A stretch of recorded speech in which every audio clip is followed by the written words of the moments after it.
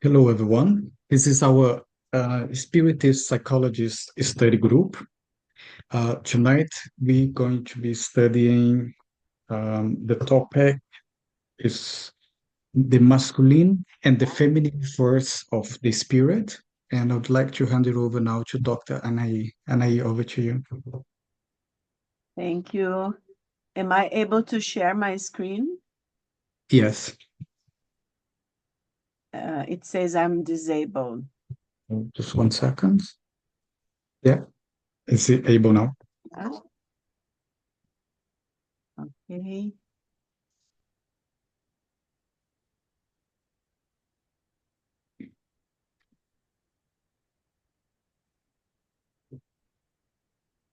Is that okay, Fabrício? Yeah, that's perfect. Okay. So, hello, everyone. It's great to be here and talking about the feminine and masculine forces of the spirit. So, last year we talked about in our first meetings about anima and animus, but we are going to expand a little bit in the subject, and the aim here, it's going to be in terms spiritually speaking, okay, about the anima and animus. But just to remind everyone, I think it's good for us to always try to come back to Jung's model of the psyche, right? Because the concept of anima and animus is a Jungian concept. So that if someone is, first of all, we kind of get more, it gets more friendly with the passing of time when we get accustomed to ego, self, and all the different names, archetypes, and complexes. So we have already seen this, but for people that haven't, that is the same, is the first time maybe. So here Jung's model of the psyche. Okay, so here we have in black the ego, the center of consciousness. Okay, and you can see that in this model, okay, the ego would be here the outer layer. Okay, and in the middle here we would have the self, capital S. Okay, and of course the ego self axis, that we say, the way they kind of relate to each other. And in this inner layer here, right after the ego, the personal unconscious, where we have the complexes, this C's here, different C's here. And then here in the center, the collective unconscious with the archetypes, the A for archetypes. Just remember that, so, sorry, in the core of each complex, let's say, or the main complexes are archetypes, okay, are ancient structures from in the depths of our psyche, in the collective unconscious, or as we say, it's this synonym. Collective unconscious is the same thing as the transpersonal dimension of the psyche. And I found this here. You can Google it, Google images, but I think it's very nice for what we are going to be talking today. Okay. So if you look here, remember in Professor Lionel Corbett that we have seen also model of the psyche as, let's say, the bigger psyche, let's say, okay, the psychic world as an ocean, and each one of us as a wave in this ocean. So this is not his model. We have already seen one previously, but I found in the internet, and I think it's great because we have like the ocean here, right? like an ocean. And we have here the physical on the top, physical world or society, okay? And here it would be like the consciousness. And we have the ego, sorry, the ego and the persona, right? The persona that we have already seen that the ego develops, the social mask that the ego develops to relate to the physical world, to the outside world, okay? And we have here, right below here, the ego, the shadow aspect of the ego, the complex of the shadow that we have seen previously. Everyone that has not received or seen in the WhatsApp group where Fabricio has put our last meeting can go in Burnmouth Society, Spiritist Society, right, Fabricio, and find all our meetings there. So we have talked about the giants of the soul last time when we saw again a little bit more of the shadow aspects, right? Resentment, jealousy, anger, things like that. So our shadow aspects, the shadow aspects of the ego, when the ego cannot deal with some of emotions aspects that it's feeling and it's pressed, right? That these aspects or these issues are pressing to come into consciousness, and the ego doesn't want to deal or can't deal with this aspect, so it represses, denies, defends itself, and it goes, as Jung says, to a shadow dimension, let's say, in the psyche, in the unconscious. The shadow here, you can see it's in the personal unconscious, right? It's one of our complexes. But also, since it's under the surface of this ocean, it connects, of course, with the collective unconscious, because we also have a collective shadow, right? Something that some things that collectively we don't want to see, to deal with, right? So all our complexes actually are related in a certain way with the collective unconscious. All our personal unconscious stuff, let's say, um, so everything is connected actually. We separate things just for understanding, for this kind of purpose that we are here trying to understand ourselves, actually, our own psyche, right? And the way that we relate to each other in psychological and spiritual terms, right? So the shadow, the complexes, then we have the collective unconscious here, right? And we have that encompasses cultural unconscious, of course. And then we have in black here the self, capital S, the imago Dei, it's a synonym. And as Joanna de Angelis says, our spirit, right? That, of course, is in this dimension of the archetypes, where we find in this model the anima and animus that we are going to be talking today.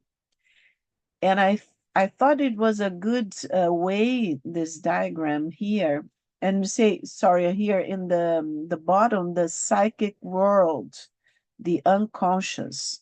So I think it's very nice because it kind of leaves everything under the surface of this ocean. Everything is interconnected, right? And actually in the top, of course, above the surface also. we can see that everything is interconnected, but there are some limitations, let's say, right? Because we have a surface here. So what it's uh, below and above the surface is going to make some difference. One of this difference, for instance, is that the ego is living here in this dimension of space and time, right? Is having to deal with the passing of time, with the relating to the outside world, and also remember ego self-axis. So also the ego has to deal with the inner world and in different levels of consciousness, because here you say that we see that we have the personal unconscious, but we also, as Jung discovered, have the collective unconscious that connect all of us, right? So one of the things that I wanted you to realize, and I think this diagram is nice because of this, puts anima and animus here, that the ego has the persona, the social masks to relate to the physical, to the outside world. And the ego counts with anima and animus to relate, to relate to the self, okay? And we are going to see this in a more specific way.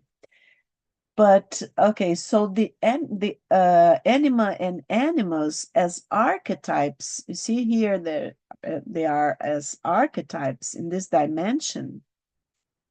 They are forces of connection of the self, so that the psyche can fully relate with itself and with the world. Okay, so they are relational forces.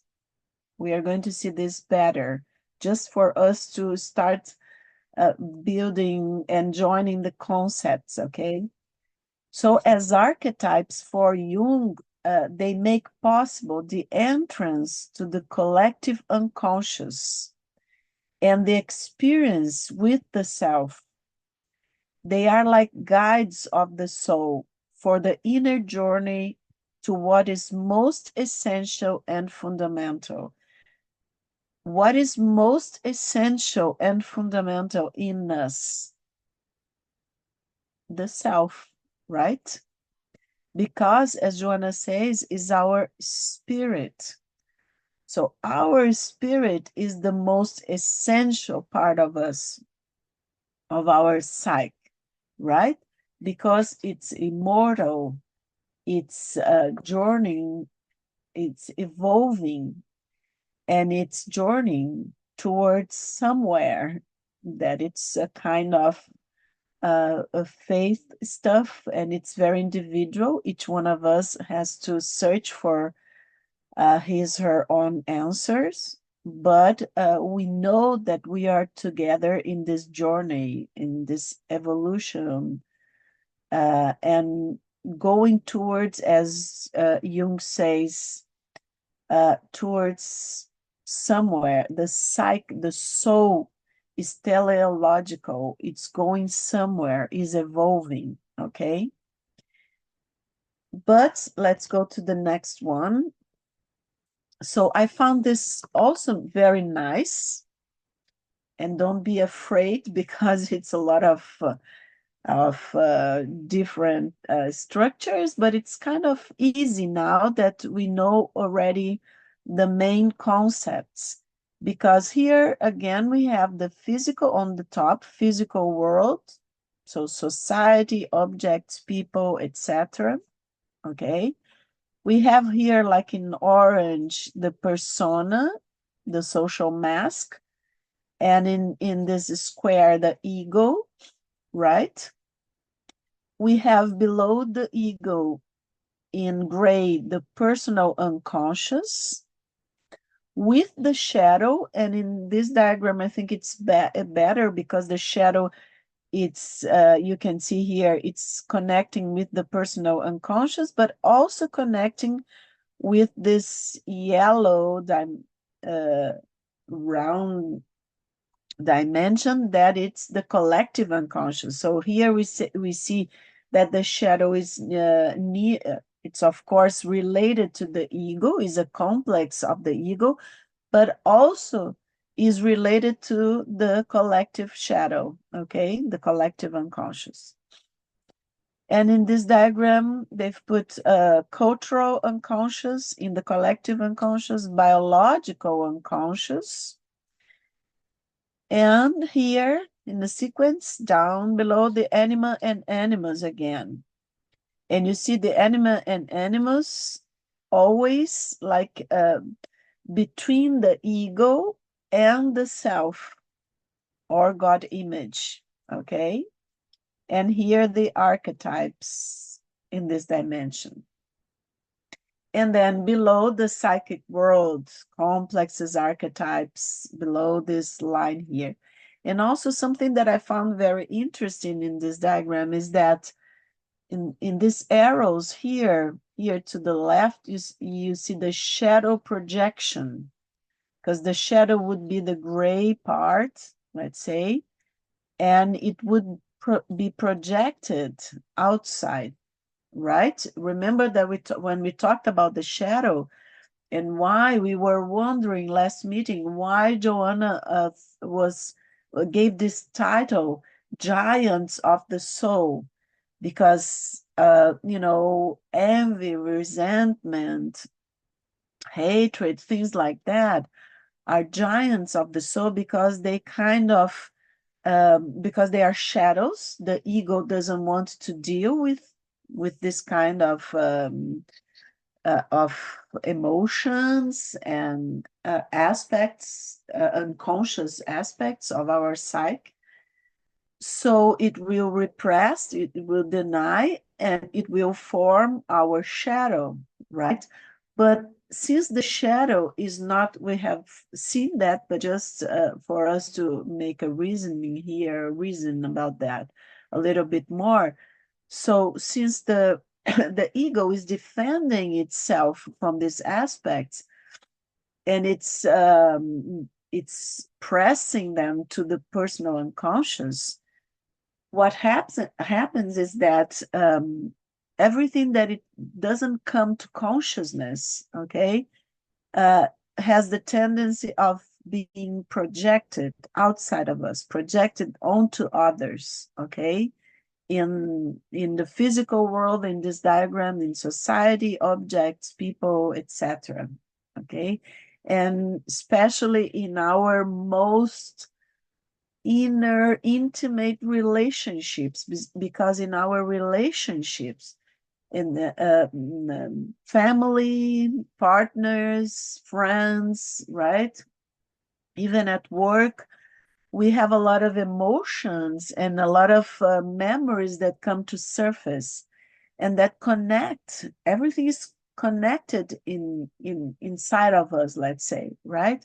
So it gives a lot of ground for projection of aspects that will kind of light up inside of us and say, wow, I have this energy. This energy, psychic energy, has to go somewhere. And this is the perfect situation. For instance, let's say an example about, we were talking last meeting about envy, for instance. So I'm envious of, very jealous. There are some different concepts, but let's say I'm very jealous and envious of a brother or a sister, but I love them. So the ego doesn't accept. How can I, because this kind of feelings, right, and emotions, jealousy and envy, for instance, they, of course, they are not full of love, right? They are sometimes connected to emotions like hatred, for instance, difficult ones. So it's a paradox because at that point I'm feeling aggressive, and I'm feeling sometimes uh, hatred against someone that I love. How can I deal with that? Or that I'm supposed to love, right? Because it's my brother or sister in this example. So the ego is going to repress, is going to deny and repress, is going to use the mechanisms of defense that we have already talked about, and it's going to go to the personal unconscious, this kind of situation, conflict, right? But let's say that I'm with a friend, and some time or some or in some other place, I'm with a very close friend, that for some reason in that moment this friend is very successful in some aspect, or is feeling very happy. And because friends are pretty much like brothers and sisters in psychological terms, we call fraternity, right? Brotherhood of humankind, and fraternity.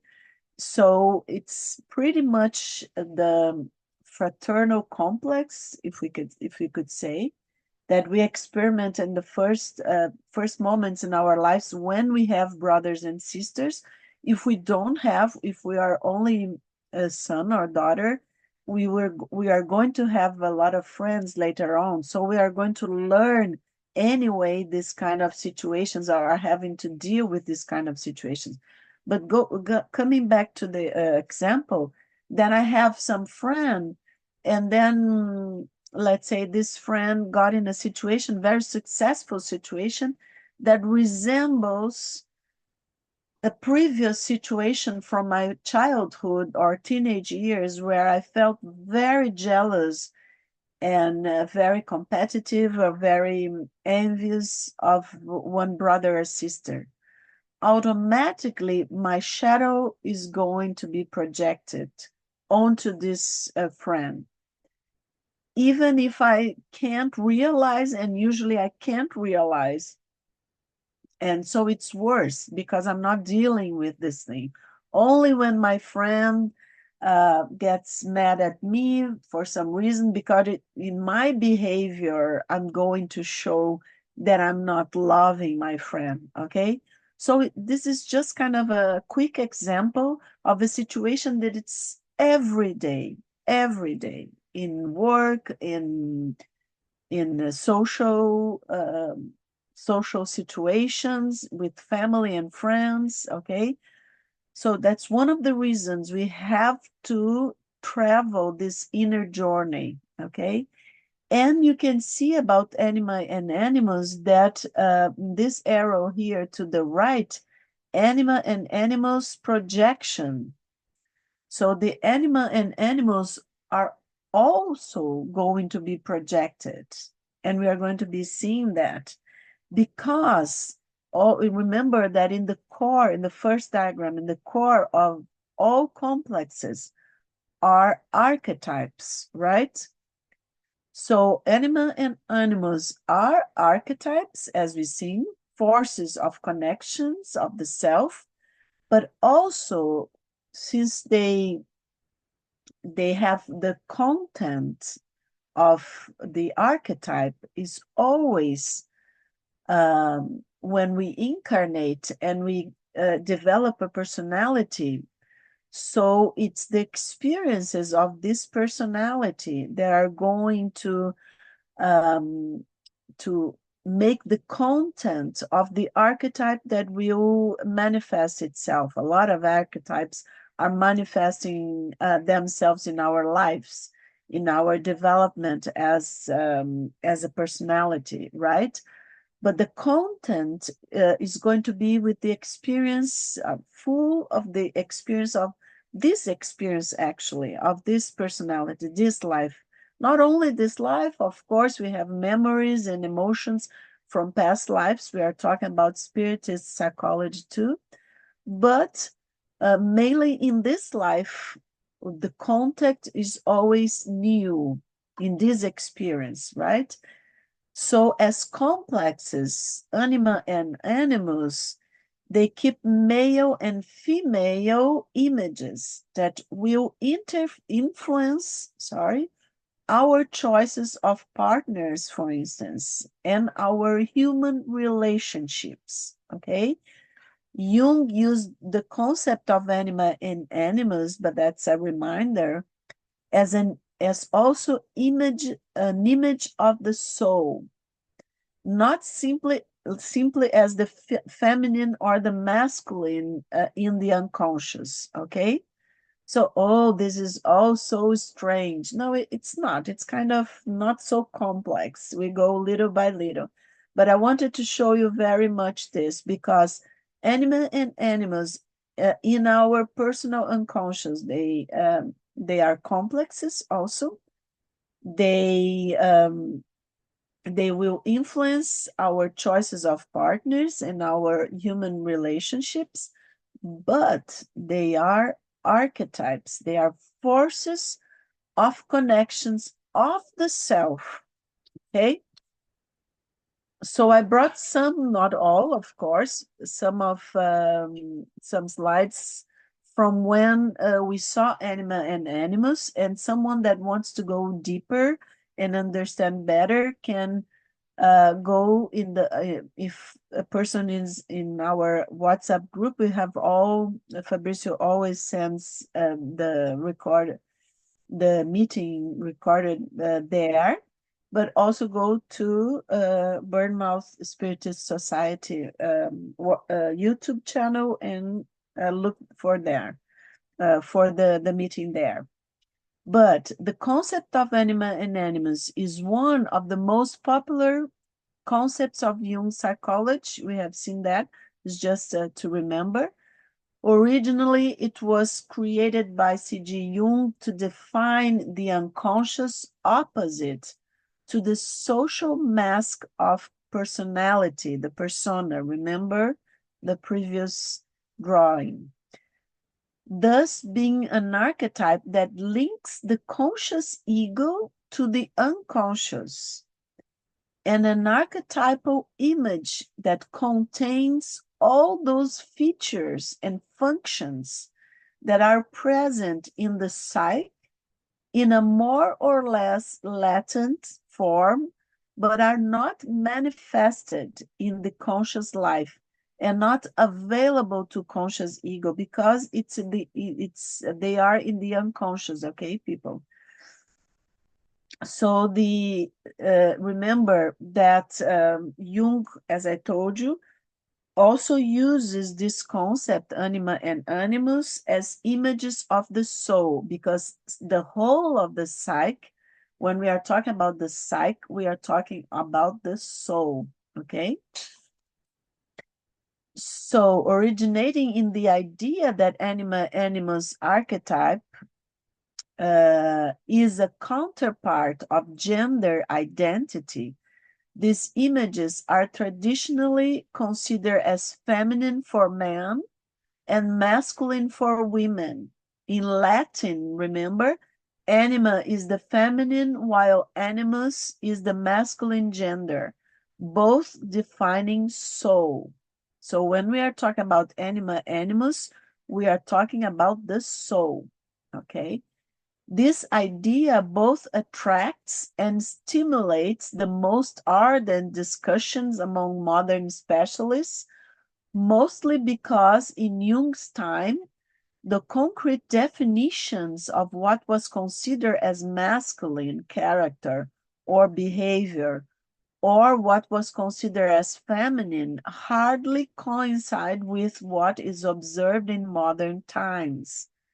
However, it does not contradict either the idea that the unconscious psyche is a counterpart of the conscious identity, this is very important, nor the notion of the healthy balance of different functions in the psyche that helps the individual to evaluate and stimulates growth and development of consciousness. So remember the last drawing, that it's very important. We are talking about the psyche, the soul. So what is important here? And today we are talking about the feminine and masculine forces of the spirit, right?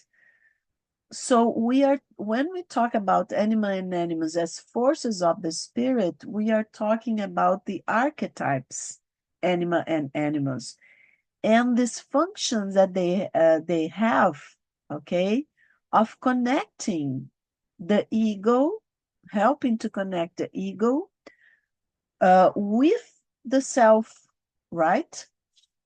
And here below there is it's this article here you can look for. It's from one very nice article in the site of the IAAP, okay, International Association for Analytical Psychology, and you can find there. So that's very important because we're not talking today and as anima and animals as complexes. And if someone, and I really think it's very important, someone wants to go deeper and try to understand more about anima and animals as complexes, please go to Man and His Symbols, chapter 3 by von Franz, Marie-Louise von Franz, that it's great there. And you have or you can look for our previous meeting that we have talked a lot about anima and animus as complexes. But here we are trying to focus and to aim in the spiritual aspects, right? So of course, when we are talking about spiritual aspects, we are talking about archetypes. So what is important, it's in the last sentence here, it does not contradict either the idea that the unconscious psyche is a counterpart of the conscious identity, nor the notion of the healthy balance of different functions in the psyche that helps the individual to evaluate and stimulates growth and development of consciousness, okay? So anima is usually related to the emotional because it's the feminine, right? Remember that. So it's usually related to emotion, to the emotional, empathetic, and sensitive aspects, while animus, the masculine, is related to the active, intellectual, exploring side of the personality. Here, it is important to understand that these definitions should by no means be perceived as literally describing certain characteristics, but that these images serve as symbols and are the abstractions of active animus and reflective anima principles correspondingly, okay? So this is very important, people. When we are talking about feminine and masculine forces of the psyche and about anima and animus in terms of archetypes, we are talking about the symbolic level of the psyche. And as I told you before, it's like in our world, we are so egotistic, we are so concentrated in our egos that everything is kind of concrete. So everybody keeps fighting and having a lot of arguments, right? Because they are looking at things in a concrete form. That's why it's so important, this inner journey, because we have to understand our symbols, because the symbols, the inner aspects of the depths of our unconscious, they come to surface mainly through symbols, images, myths, legends, okay? So all these images, symbolic images that the self brings forth to the consciousness, okay? So it can communicate what it's precious.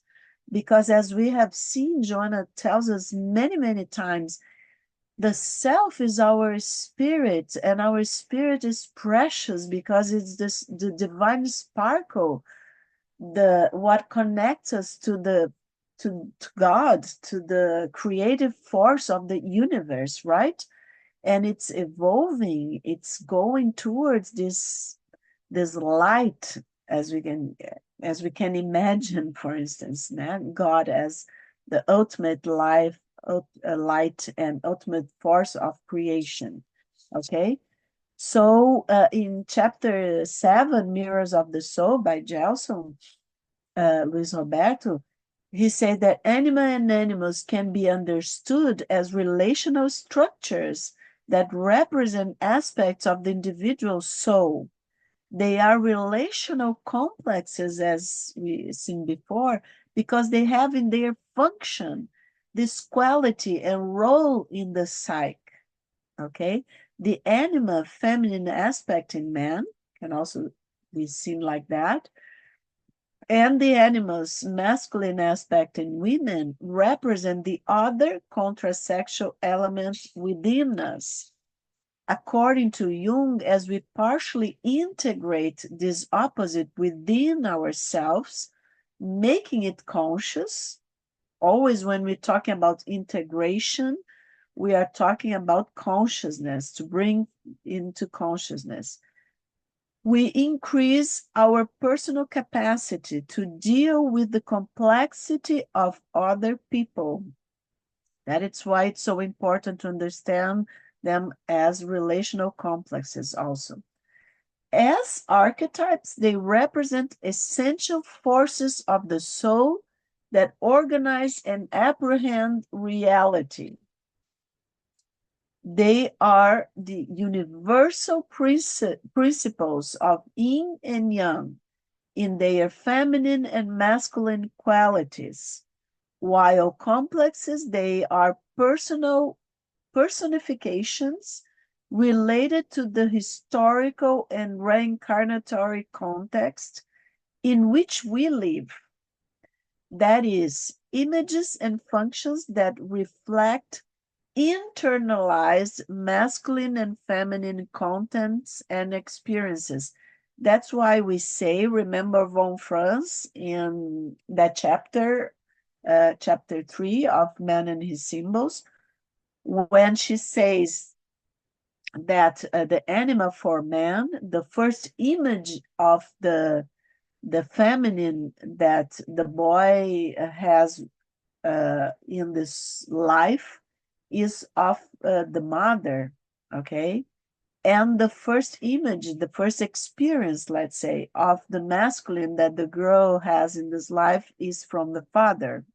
And actually it's the same thing, but we are talking about the complex, the counterpart of the complex that are internalized, okay?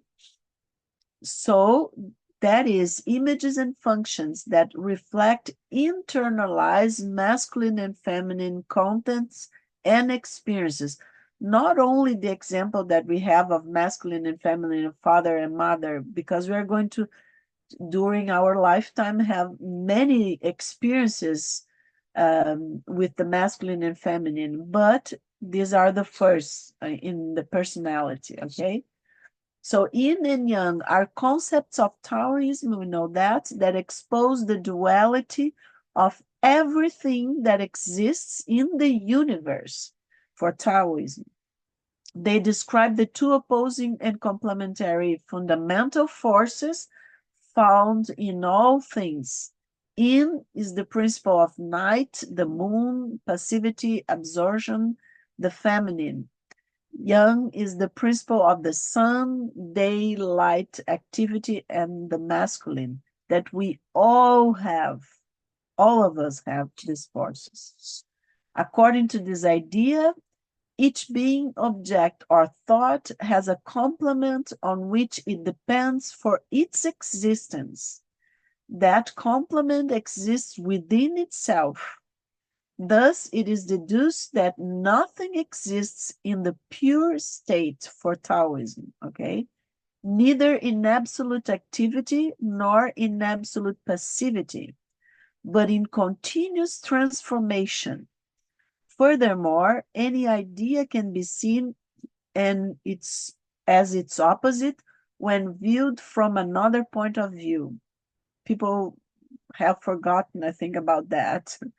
In this sense, the categorization would only be for convenience. These two forces, yin and yang, would be the next phase of the Tao, the generating principle of all things, from where they arise and where they are destined.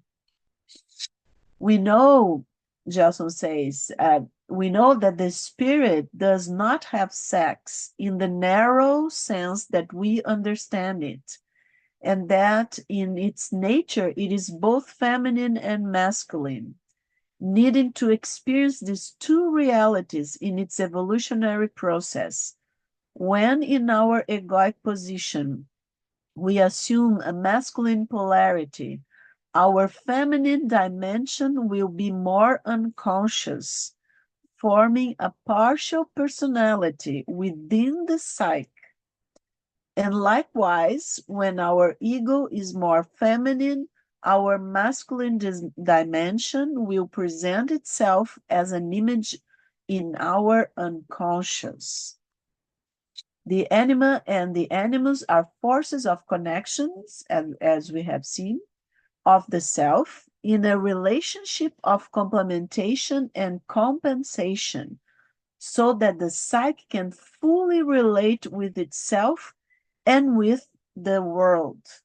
For Jung, the anima and animus as archetypes make possible the entrance to the collective unconscious and the experience with the self, that it's the most important thing for our individuation. Remember the individuation process, the process in this life of becoming whole, okay? So they are guides of the soul, what we call psychopomps, okay? For the inner journey to what is most essential and fundamental in us. Also, as complexes, they keep male and female images that will influence our choices of partners and our human relationships. Being opposite to the embodied sexual identity, anima and animus are most easily related to the erotic encounters and partners and inspire the creative and artistic imagination. Like Eros and Psyche here, an image from the Louvre, right? In relationships, they are easily projected to the potential partners. Remember the projection? When they are as complexes, they are easily projected onto our partners. To the potential partners we are unconsciously attracted to. Thus, the difficulty arrives at the moment when the projections lessen and fall, and the individual are re-seen in the light of reality. The hopeful aspect of this moment is that through this contact with his or her own unconscious depth, the individual, through the mediation of animus archetype, emerges out of the projective illusions, enriched and with a wider conscious spectrum of experiences. Of course, this process is much easier if the experience of such relationships was mostly positive and developmental than negative and defensive. In dreams, the animus archetypes manifest in figures of strangers that are very attractive and invite us to travel to the unknown, because as archetypes, they have luminosity. They have a luminous quality, a sacred quality. The presence of these archetypal images is perceived by their sudden and captivating effect and a sense of being blessed or awakened, like what happened to Dante when he saw his Beatrice. Jung used the concept of anima animus as an image of the soul, the intimate personification of a person's psyche, not simply as the feminine side or the masculine side of the psyche. This is very important, okay? Anima and animus, so are the soul as the soul, right? So the soul as mediator between the ego and the self being our spirit, as according to Joanna, between one person and another, the soul as a source of creative power, as the source of our identity and fulfillment. So images of anima animus. And here we expand a little more, some more slides than the ones that I brought to you previously. It's in the book Encounters with Peace and Health by Joanna, it's chapter 4. So Joanna says, in our personal concept, the self encompasses all other archetypes or is responsible for their existence, especially harmonizing the anima and the animus, whose contents constitute the perfect synthesis with regard to the sexual manifestations of the being, storing the experiences lived previously, sometimes in one biological organization, sometimes in another. During the long process of anthropological evolution, human beings have acquired experiences in both polarities, incorporating them along with their essential characteristics to structure the individualities through which they express themselves. So during, our evolution, as spirits, we have experienced and are going to experience the different, both polarities, okay? The feminine and masculine forces of the spirit. Since the self is asexual in its psychological structure, it advances on the human evolutionary path in search of its individuation, assimilating the transcendent merits of the anima and of the animals, in order to overcome the biological constraints of the physiological anatomy, resulting in psychological and behavioral harmony. So here you see that Joanna is reminding us that our spirit, the self, capital S, doesn't have a sex in terms of gender, okay? In our psychological structure, this is an experience of the ego, of our egos, but that these different experiences are very important to our evolution as human beings and to our individuation process, because we are going to assimilate all the transcendent merits of the anima and of the animals. Remember that anima and animals, as it's our soul, and it's also related to the different forces in our soul, the feminine and the masculine. And like we saw in Yin Yang, right? Ancient wisdom, let's not forget about that, are symbolic of many different experiences as being passive or active, as being objective or subjective, right? As being a psychological, having a psychological experience, a psychological light, as the light of the moon, that is very subjective, very psychological, very intuitive, or the light of the sun, that it's very objective, very radiant, and it's everything there. We can see very clear, okay? So there are different experiences of our soul. So when reincarnatory experiences are repeated continuously in an archetype and abruptly a change occurs, we have already seen that, animals to animal, for instance, or vice versa, anatomy can be inverse to psychology, giving rise to an individual in conflict regarding his/her sexuality, not infrequently experiencing intimate disorders, emotional insecurity, and fear of assuming the dominant, psychological pattern, which is different from the physiological, one. But, as says Joanna, a moral education, however, together with a healthy society, we hope to get there soon rather than late, right?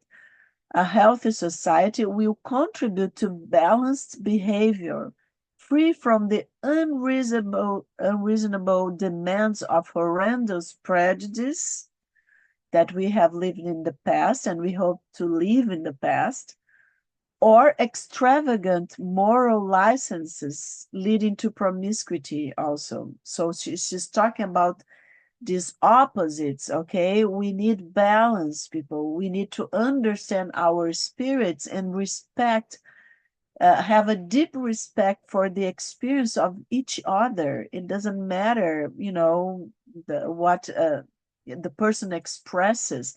We have to respect, because it's difficult, it's tough for all of us. We have the male and female forces within us, right? The masculine and feminine, forces within us. So we are going to experience, and sometimes we can have problems with that. It's okay, because each one of us are going at some point in evolutionary path have some difficulties. But of course, in a moral education, when we have respect, profound respect, compassion, and unconditional love for each other, okay, then we are in a healthy society. So Joanna says that equal rights for all of us, means moral and social progress for humanity, which slowly leaves primitive behaviors to advance on the path of progress, gradually overcoming the strong impressions of barbarism and enabling the legitimate organization of a harmonious and dignified society.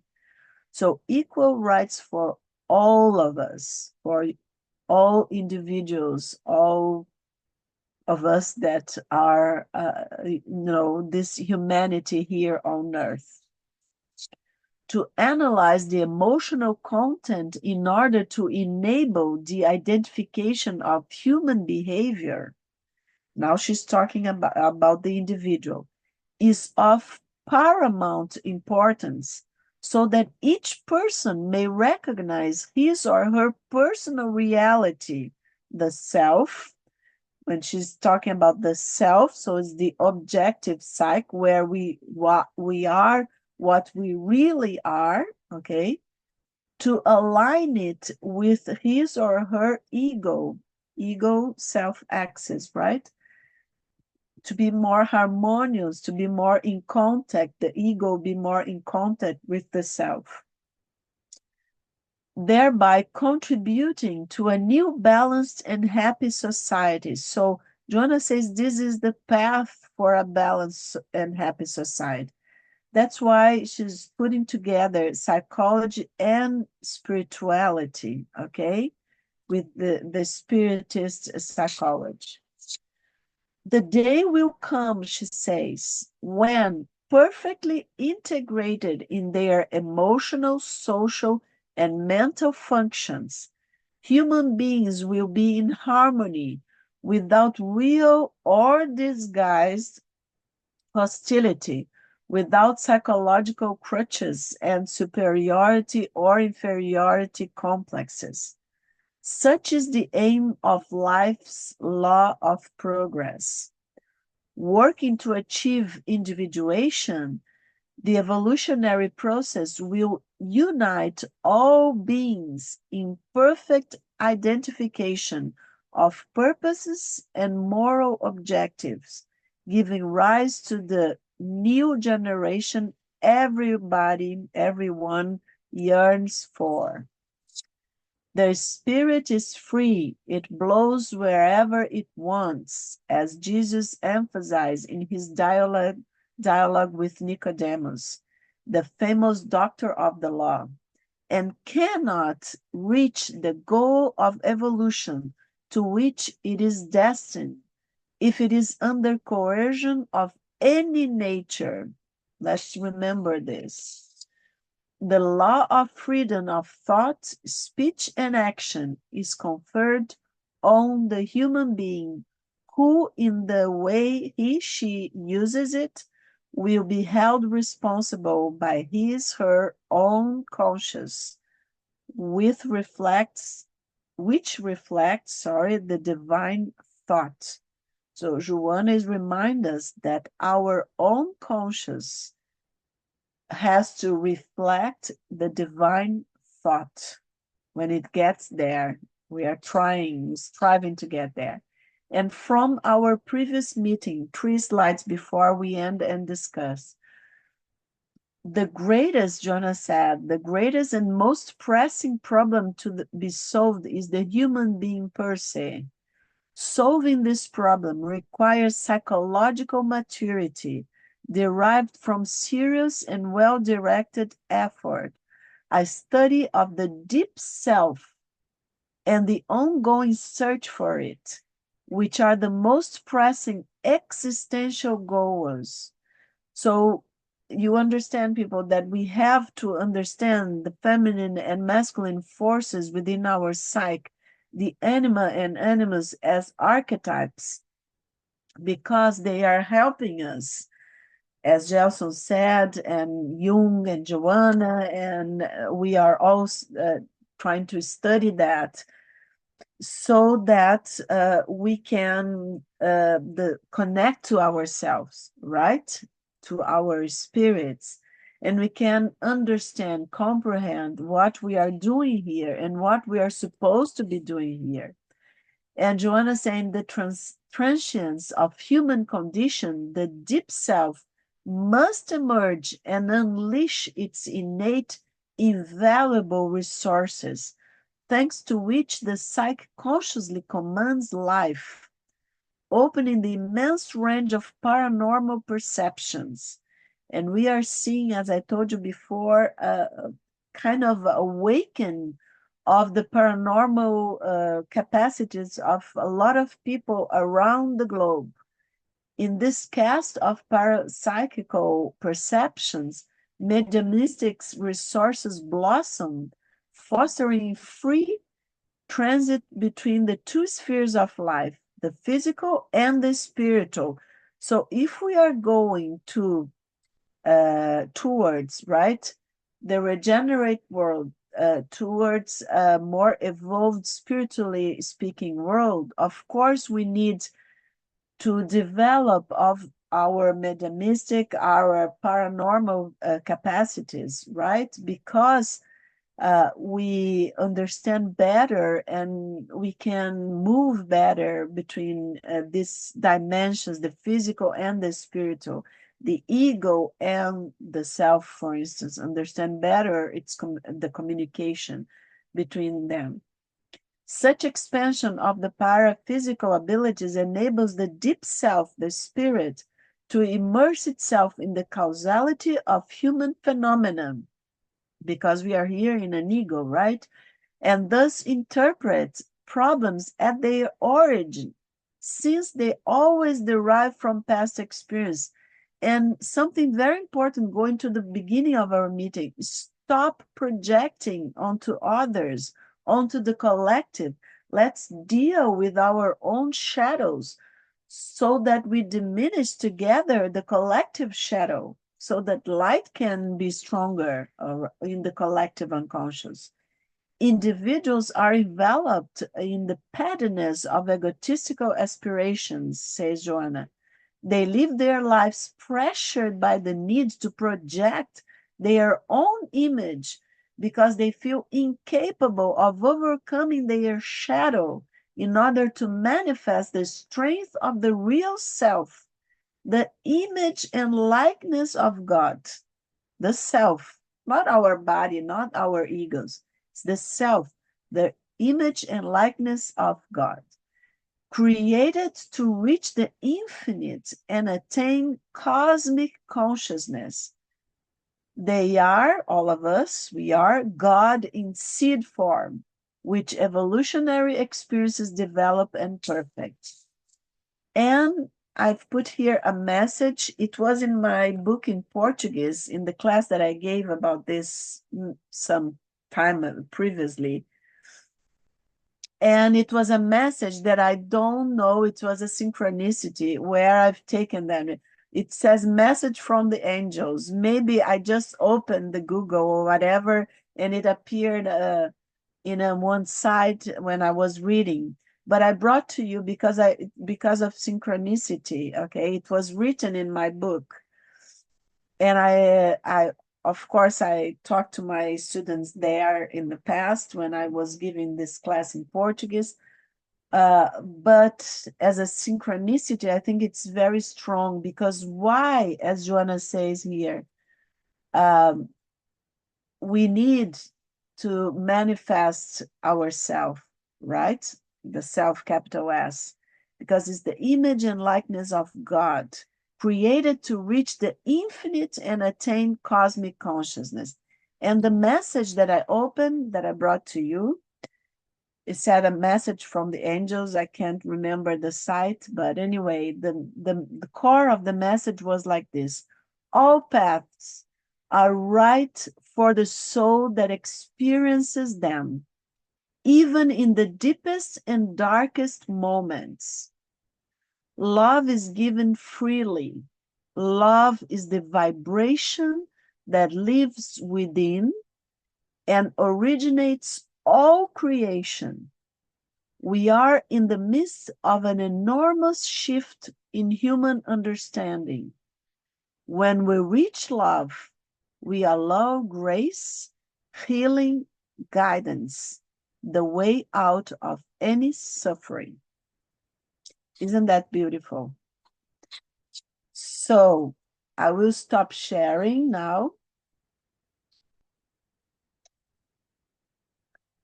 I have here another synchronicity, but I want to listen to you guys, doubts or anything like that. Because when I was reading again, Joanna, I open at some point, I just, okay, I'll have grab a cup of tea. And then I just opened my YouTube channel. And then what happened? Just to listen to a guy that I like when I want to relax. There was, it said messengers of the spirit or something like that. And it was a lady, I wrote her name, Betty Kovacs. She's a mythologist, okay? And it's great because she was talking about the feminine and masculine, so the forces of the spirit. Isn't that a synchronicity? But I don't know if we will have time or not, and I want to listen to all of you. Then it's quick. I can, if we have time, we can talk about what Betty Kovacs. She's a PhD, a professor in California, and I thought it was great. She studies symbols, what she brought about this, symbols of masculine and feminine and spirituality. But I want to hear you guys if you have questions. Do we have anything in the chat, Fabrizio? No, nothing in the chat. Okay.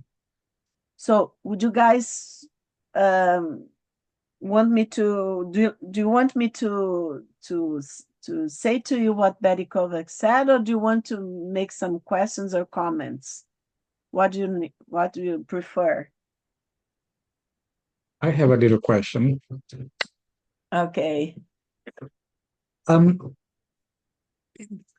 the question is unrelated to the gender of the person, because you can see some, for instance, men with very anima or animals, the intensity of animal and animals in the person, regardless if it's a man or woman, sometimes very identifiable, one which is more predominant than other. And I'm not referring to the gender of the pairs, because you see the opposite. Like you see, for instance, woman that is very masculine, you see men that is very feminine. And also, I'm not talking about their sex orientation, because you can see that in regardless what the sex orientation is. Is there any reason as why that intensity differ from person to person? Oh, yes, very nice question. Because then, Fabrizio, when we see that, we are talking about complexes, okay? In this chapter, for instance, Joanna talks a lot about, for instance, the development of feminism and how do you say in English? I mean, it's male stuff predominant. And help me. Tomboy. uh, Is it yeah, patriarchal? Is it patriarchal? yeah, No, I think patriarchal. yeah, or what they call nowadays, I forgot now that it has a word, something like something masculinity, which is like very aggressive and negative and puts women Yeah. down and things like that. Toxic masculinity. What is it? Toxic, Toxic, yeah. toxic Toxic. masculinity. Yeah. Toxic Great, masculinity, guys. yeah. Cioè persone Yeah, dominanti. yeah. So what we say, it's because we are so complex, you know, all of us have these archetypes in the depths of our unconscious, of course, and have had many experiences as women and men, spiritually speaking, when we reincarnate, because we need to experiences, to have different experiences, right? But for instance, that's what Fabricio asked me. So let's say, and putting together what Joanna says, let's say like women, for instance, that have been historically repressed, and for different reasons. That's history we can learn in the books or talk about, but we know that this has happened, right? So for instance, okay, now we have, thanks to our evolutionary process, we understand that we need to respect each other and the different polarities and the complexity of each one of us, of course. But we evolve as human beings in a way that we have polarities, right? So the movement of the ego is that if I don't like that, if I think that's evil, then I have to go to the opposite because we are in a dual world, right? So, okay, the repression of the feminine was evil. So now I have to go to the opposite. And then, for instance, in a certain way, when the feminist movement started, so there was a lot of fight, a lot of, a lot of anger, right? But that, Fabricio, is not the feminine force, because the feminine force leads with emotions. Of course, you can say anger is an emotion, but I mean in spiritually speaking, right? So the feminine force of the spirit deal with emotions, with compassion, with uh, it's not passivity in the sense that I'm not going to act, but it's holding the thing, right? So of course, but then we are here, we have an ego, we have a cultural situation, we have a history in this material world of repression of the feminine. We have mothers that have had experiences. So when we are a personality, for instance, then I come as a woman, and I suffer all these pressures of my personal history, of my mother complex, of my grandmother's histories, for instance, stories, for instance, and of the history of humankind and of the time and place where I'm born, right? So maybe what's going to happen to me, for instance, if in this time that we are, no, I'm empowered, I'm a woman, so I have all the rights in the world, and I have and I am upset, for instance, with men, because men are always toxic and don't sad or whatever. And I have a mother that has had the same problem, for instance, and then I identified with my mother. So I internalized maybe her animals, for instance, right? Or because my mother also had has an animals, right? And the identification is in the unconscious, right?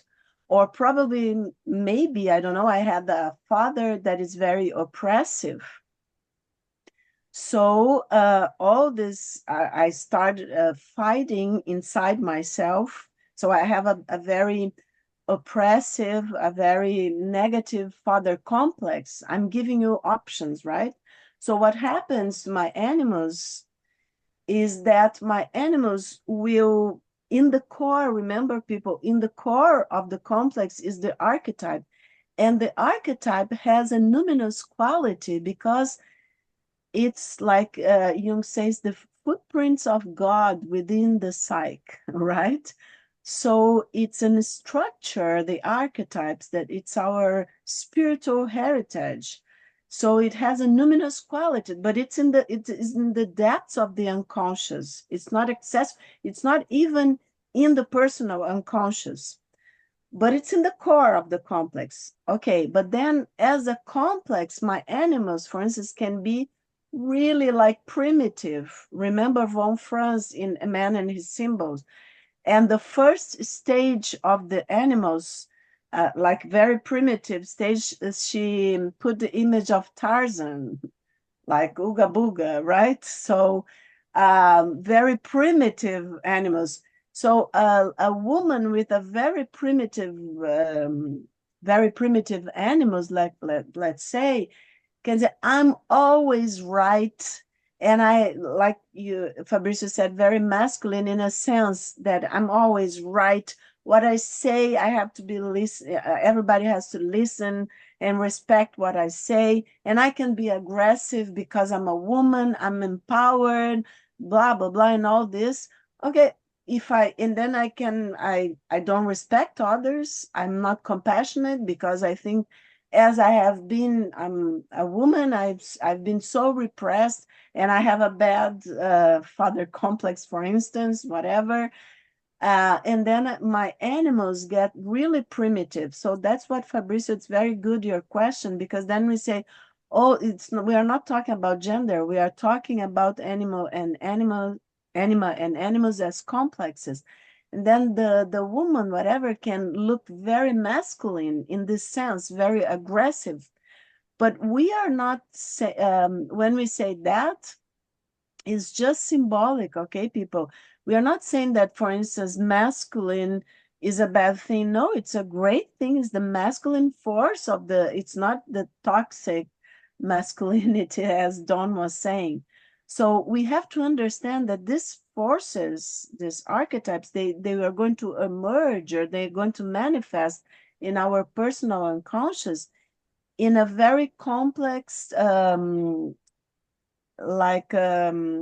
a very complex way of our personality in this life, that it's always connected. And remember when we talked about the self, that the ego is a complex of the self. So our ego, Joanna says, is like a gift for it's achievement of ourselves, our spirit. We have the right to be here, and to have this personality, okay? Even if this personality gets confused and gets aggressive at some point, neurotic, whatever, as I told you in the message of the angels, we have the right, we are experiencing.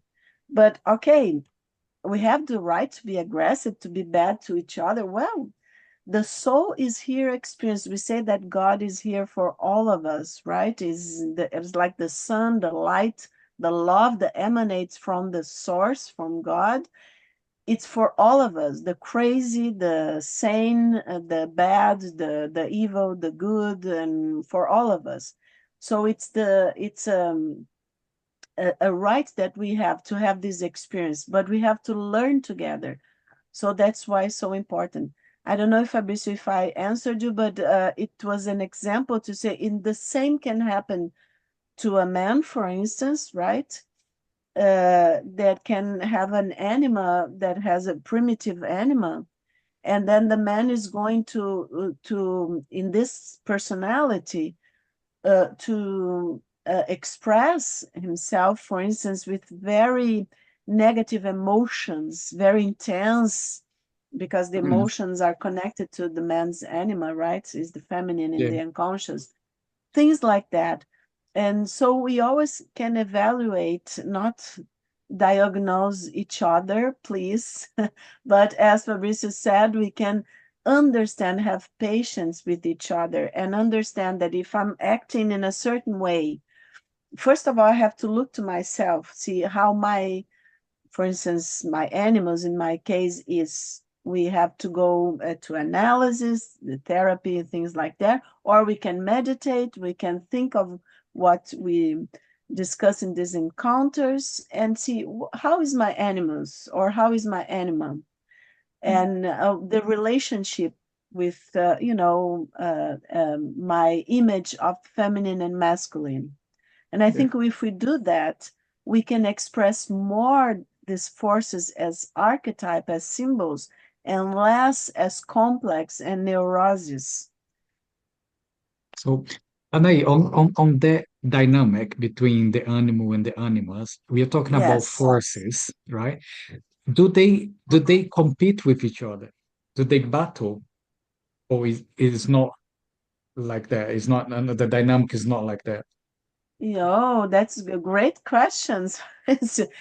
Yes, as Joanna said, remember she says that we need more balance. So as forces, we need more balance. Yes, they can compete, they can be against each other. Because if we think the history, we are making history, right? So, and if we think in reincarnation, we cannot say, oh, I always have been compassionate to, well, if I always had been, and if I always have had unconditional love, I wouldn't be here. I would be that angel sending you messages, right? And not here studying with you guys and try to understand Joanna. So, of course, we have oppressed, did a lot of awful things to each other in the past. Let's not throw the first, as Jesus said, throw the first stone who has not seen, right? So, of course, we have done that. And the history was crazy, let's say, in the past. And we hope the future is going to change in the regenerate world, because we were there doing the crazy stuff. We were unbalanced. So we are trying here to understand these forces of our psyche, to understand ourselves, first of all, to get more balanced within ourselves, so that these forces don't struggle so much, right, Fabricio? We need the right and the left brain, as we need the feminine and the masculine forces. We need to analyze things, the masculine, right? But we need also to have intuitions and intuitive creativity, right? We need sometimes to be objective, sometimes we need to be subjective. We need to be able to balance these forces. Great questions, Fabricio. Thank Thank you. you. And Anne, I think you want to ask something? Yes, thank you. I was thinking about the projection of the anima animus, because we were talking about the projection of the shadow and kind of get a bit of a clue how that happens. But I was just wondering about the projection of the anima animus, because obviously the projection means that you're unconscious about it, you're unaware of it. And I was wondering if that has anything to do with people who might repeatedly choose a particular type of relationship. Let's say I choose a boyfriend who betrays me. Okay, we break up. I get a new boyfriend and he betrays me. Okay, I get a new boyfriend, and the same scenario repeats and repeats. And you're thinking, like, why is this repeating? And of course, nowadays thinking like there's obviously a lesson there that I haven't learned. But we see it a lot, even like cases like domestic violence and things. The woman has a violent relationship, does intervention, social services, blah, blah, blah. And okay, that relationship is over. 6 months later, she's got a new boyfriend, and within 5 minutes, discover that he's also a person that perpetrates domestic violence. And we all go like, well, why? Why? You already know this is not a good idea. And yet she said, oh, I didn't realize the person was going to be like that. And she was attracted to this person. So I was thinking about that, if there is a connection to this, because this is something that I find it's really quite hard, because nobody wants to suffer unnecessarily. And so how is it that we, are learning that, that our choices, although they seem like apparently, oh yeah, I went to the bar, met this guy, he seemed a nice guy, we started chatting, we got on, we were all okay. But there is this unconscious drive that is connecting us in a way that we are unawares, because it's coming from the unconscious.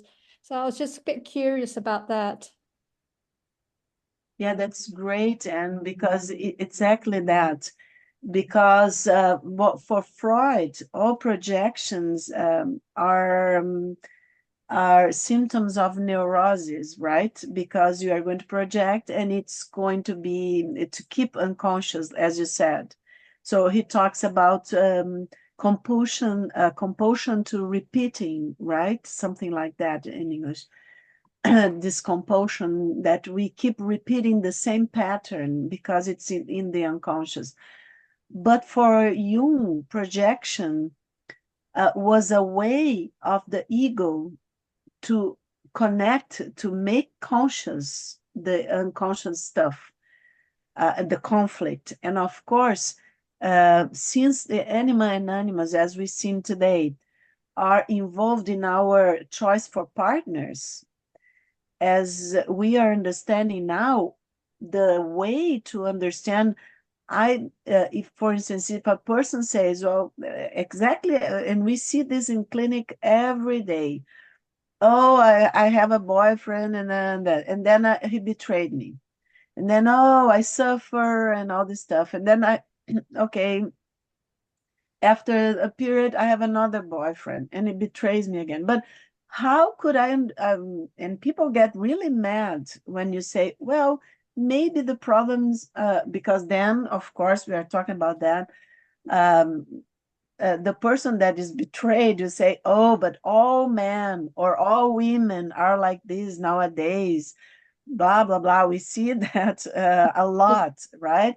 But the thing is that, first of all, we cannot, everybody's like that or like this. We know how complex each one of us are, right? But how, people ask me, how, and could I know? Because I didn't know this person. How could I know that he was going to betray me, for instance, in this example that Anne brought? But the attraction is not of the ego, the consciousness is mostly of the unconscious. So I would say, well, why don't you give a break to having boyfriends and a boyfriend?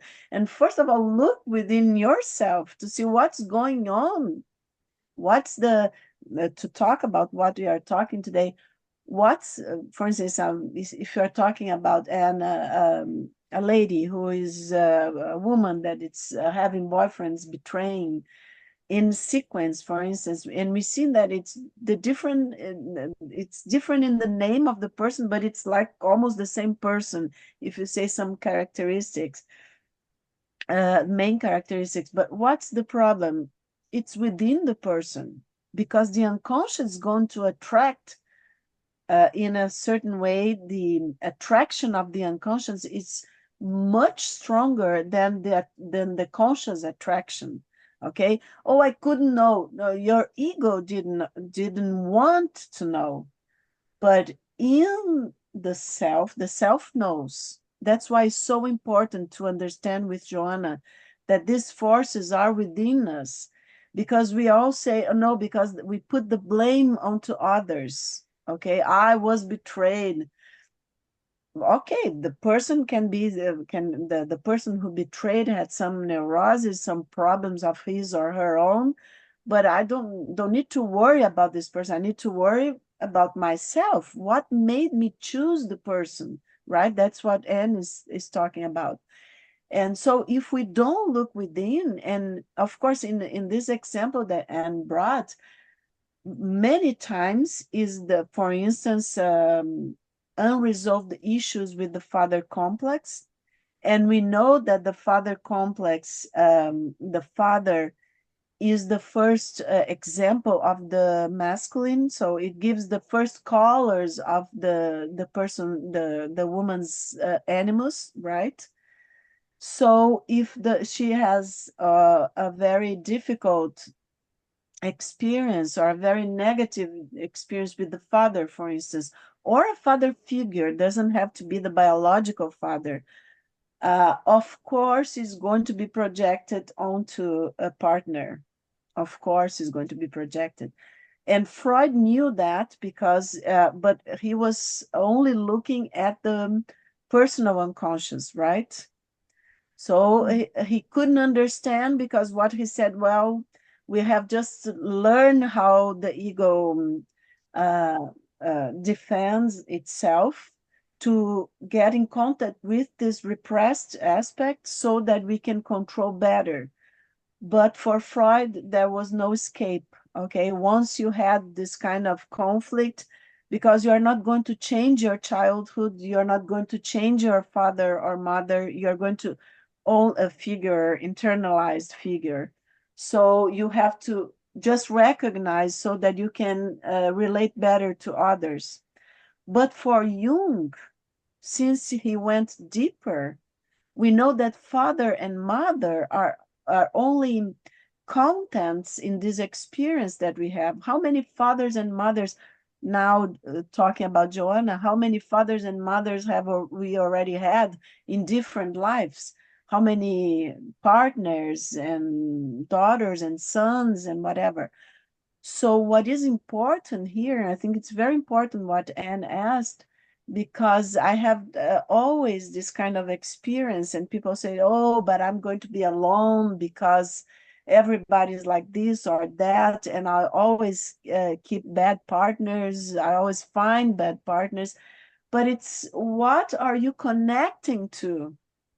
Oh, but I want this and that, because in consciousness, everybody wants somebody. Everybody knows what he or she wants in consciousness, but the problem is not consciousness. The problem is the unconscious and what it's there in the unconscious. So yes, and many times a part of my inner masculine figure, let's say, that, and part is with the colors of the experience of my father or other masculine important figures in my life, it's going to be projected. So what we say, oh, but poor lady, she's always being, betrayed or something like that. Of course, we are not saying that the person who is betraying the man or whatever is a great person. He also is a neurotic and has problems, of course. But we cannot solve other people's problems, but we can solve, and we should be solving, in a sense of dealing with our own personal problems. So I don't have to pay so much attention to what happened to me outside, But if as Anne said, if I pay attention that I'm repeating the same pattern, why don't I stop for a little while at least and look inside myself and see, okay, how is my animals if I am a lady? How is my animal if I'm, because people get so, sometimes I see, what we see in clinic, and the people cannot stay alone for some time. They have to change partners. I cannot even mourn the end of a relationship, because mourning makes us stronger because it gives meaning to the relationship. But if I cannot be alone for a while, if I jump from one relationship to the other, then what's the work that the soul is doing? You understand? What am I discovering about myself? And many times, and I think this kind of things happen because not because of who we are choosing, but because from whom we are running, right? Because we are running from someone within ourselves. And then we project, and then the aggression comes from outside. But the aggression, first of all, is coming from the inside of me. So it's a great question, and I hope I have answered it. But of course, it's a projection. Yeah, thank you so much. It's given me a lot to think about. It's, yeah, you have to stop and think. Thank you. You're welcome. Sylvia, and I think people have to leave, but I can stay for a while longer and answer, no problem. Sylvia, you're on mute. I beg your pardon. The name of that professor, you said Betty? What's her name? You want to see the Betty? I can put the link in the WhatsApp group. I thought it was great, and we can talk about in the next if you want. Okay. Betty Kovacs. Kovacs. Kovacs. Oh, okay. Kovacs. Okay. She's a mythologist from a professor in California. She's a PhD. Okay. Thank you. I just would like to make a point very quickly from what you were saying, from what Fabrizio had asked when he said that, you have a conflict between the two.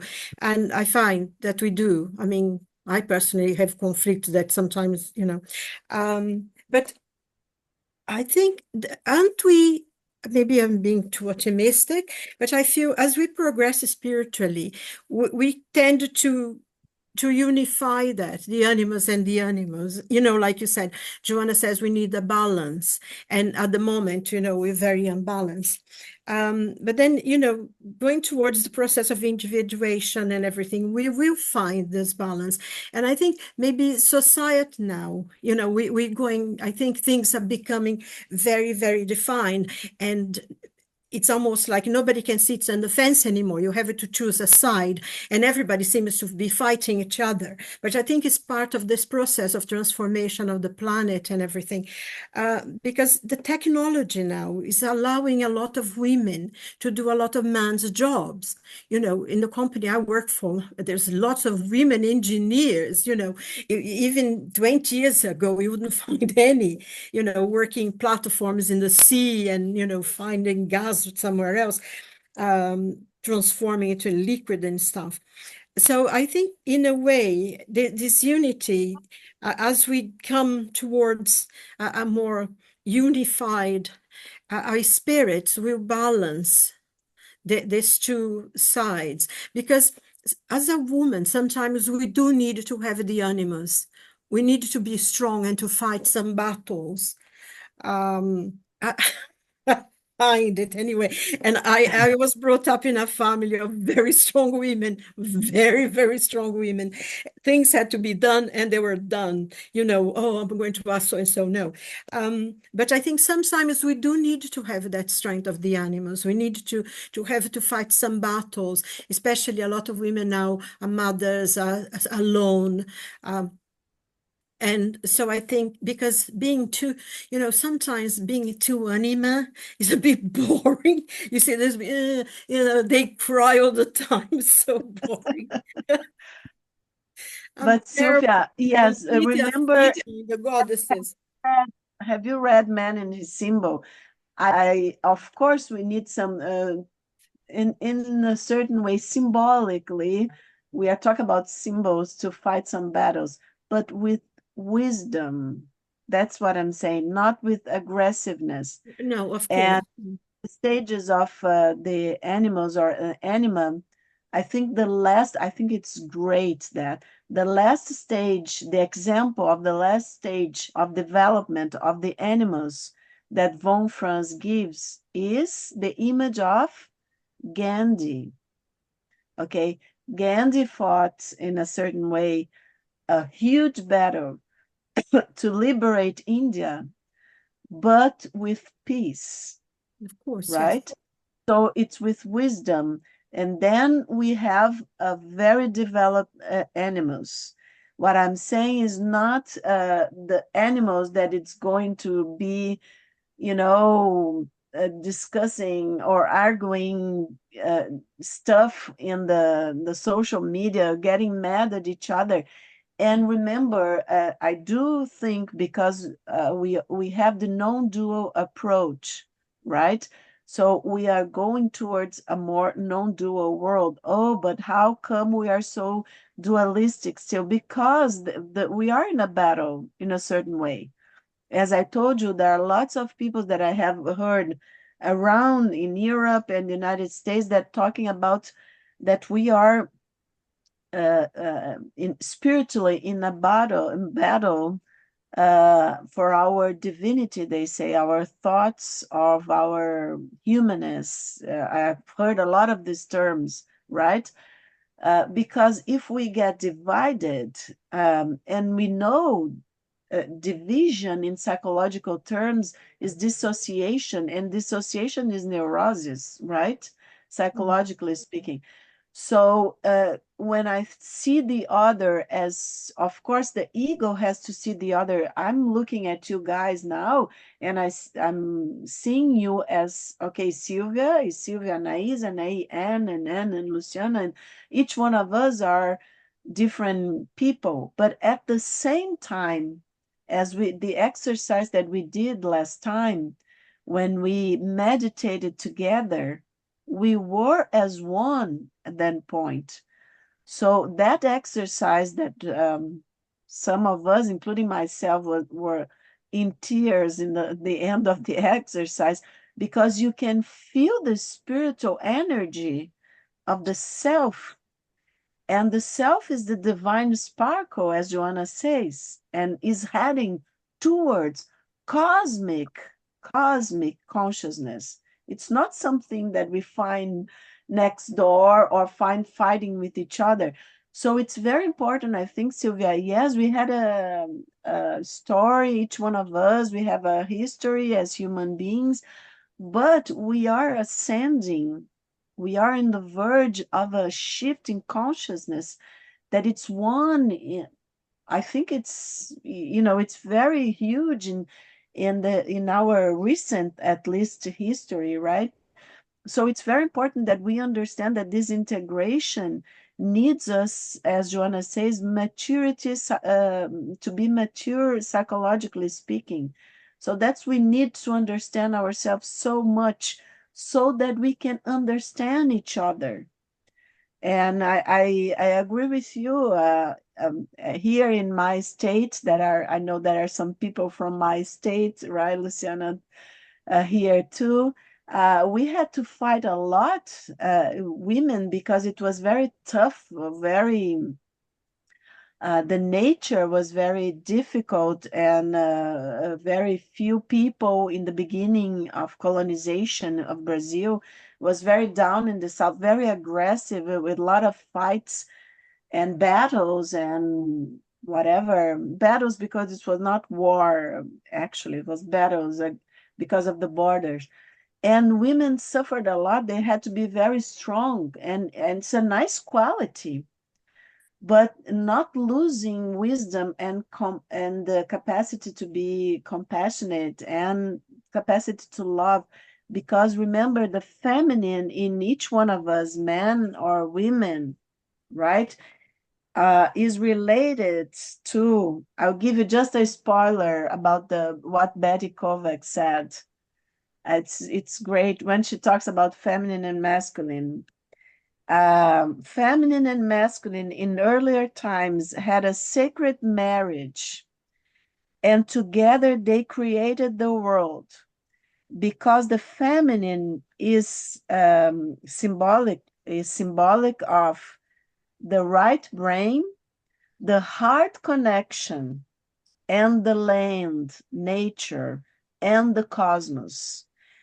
And the masculine is symbolic of all the characteristics of the left brain, intellectual, analyzing, look at something truthfully, rational, objective. And she says that it's a wonderful aspect that we have within us, but it's deadly, the masculine. It's deadly, very destructive if it does not marry the right brain, if the left brain does not marry the right brain. She says there is a poetic logic in it. And our ancestors made it very clear that all this energy must flow through the heart, because the heart connects us to the heart of the cosmos, of the universe. Isn't that beautiful? It's wonderful, but it's also, almost all the cultures, like the Egyptians, when Ra took the waters and he had his wife with him, So the feminine and the masculine, it's always forever united. But I find that sometimes, because we did have to fight some battles, funny enough, but now, like that expression toxic masculinity, which I find extremely offensive, some men have become very, they're almost afraid of being men, and it's, in a way, that's why sometimes women look so aggressive, because we're not fighting anymore for our rights. Now we're fighting to put men down, and it's all wrong. But I think, you said something about Gandhi. I think Joanna somewhere, she compares Jesus as a complete being, isn't it? That he has both absolutely in balance. And I think that's what we are aiming for in this crazy battles, and to, individuation, and then we be as one. Hopefully. Yes. Hopefully. Thank you. Hunter, do you want to say something? No? Oh, I thought he had put a finger. No, I just clapped, I think, when Anne sort of put her, and I keep on writing down notes. It's been a great session today as well. Okay, thank you. So I will send you the link. It's not a spiritist, okay? It's a mythologist talking about, but I'll put there for you because we were not able to talk today. And and I have to send you the word text about I will put in the WhatsApp group about the meditation that we did together last time. Okay. Oh, Fabrizio, want to tell them about the next meeting? oh yeah. So in our calendar, we are supposed to be meeting on The on the 11th. was it on the 11th? On the 11th 11th. of August. Yeah, so we won't have that study. And me and Anahy, we're gonna see the next time we're gonna have it, and I announce on the WhatsApp group. Is that right, Anahy? Okay. Yeah, it's going to be because it was a mistake. We thought that we are not a mistake. We thought that we will be able to meet here in Brazil, but it was not possible because of all the climate catastrophe. So it's going to be in the end of August, right? And just Fabricio is going to check his agenda with other groups, but it's going to be because then it would be closer anyway of this meeting. Okay, but we are going to put in the WhatsApp group for you guys. Okay. So have a nice end of day, I think, on Sunday. See you soon. Bye Thank you bye, very people. Bye, much. guys. Bye.